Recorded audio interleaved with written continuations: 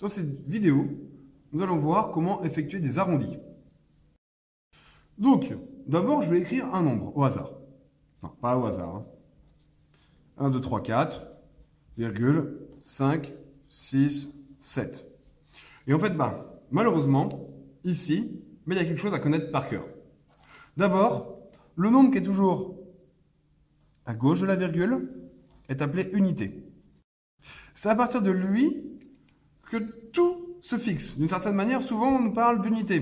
Par exemple, pour les arrondis, nous allons parler arrondir à l'unité. On pourrait dire aussi arrondir au dixième. Pour les conversions surtout. Pour plein d'autres choses, l'unité est très importante.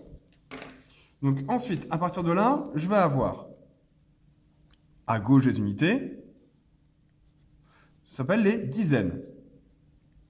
Et si on a les dizaines à gauche, à droite, on va avoir les dixièmes.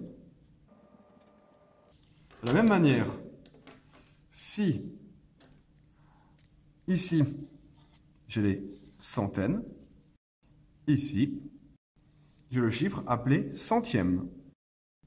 Par exemple, on entend souvent parler des centièmes ou des millièmes lors des Jeux Olympiques, lors d'une course ou lors d'une course de voiture. On va dire, il y a eu 2 centièmes de différence entre ces deux coureurs ou 2 millièmes de différence entre ces deux voitures, etc., etc.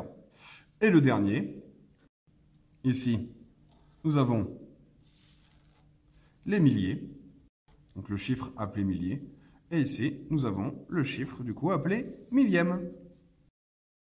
Voilà pour le nom des différents chiffres dans un nombre, avec leur nom à chaque fois. Maintenant, comment arrondir? Je prends un chiffre quelconque. 24,57. Ouais. On me demande d'arrondir ce chiffre au dixième.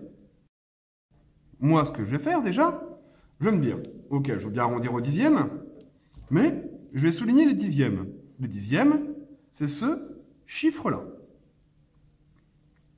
Donc, il faut que j'arrondisse ce chiffre. Je vais regarder le chiffre qui est derrière. Si le chiffre est supérieur ou égal à 5, alors, lui va passer au-dessus. Imaginons 24,6. Elle arrondit au dixième. Si par contre, je prends un autre chiffre,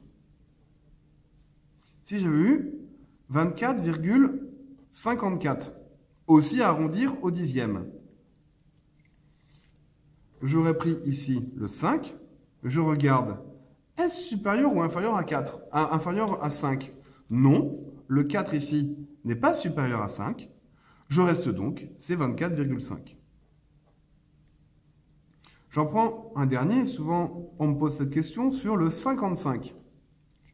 Ça veut dire, si le nombre qui est derrière le chiffre que je dois arrondir est un 5, eh bien, on a choisi de passer au-dessus.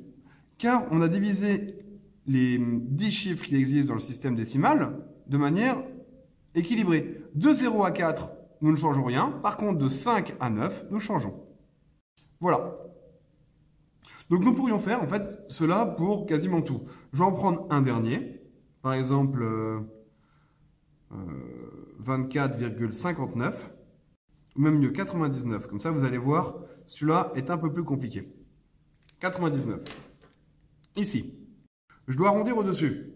Donc, de 9, je passe à 10. Si je passe à 10, je dois donc augmenter le 4 qui est là. C'est 25,0. Voilà, c'est tout pour les arrondis.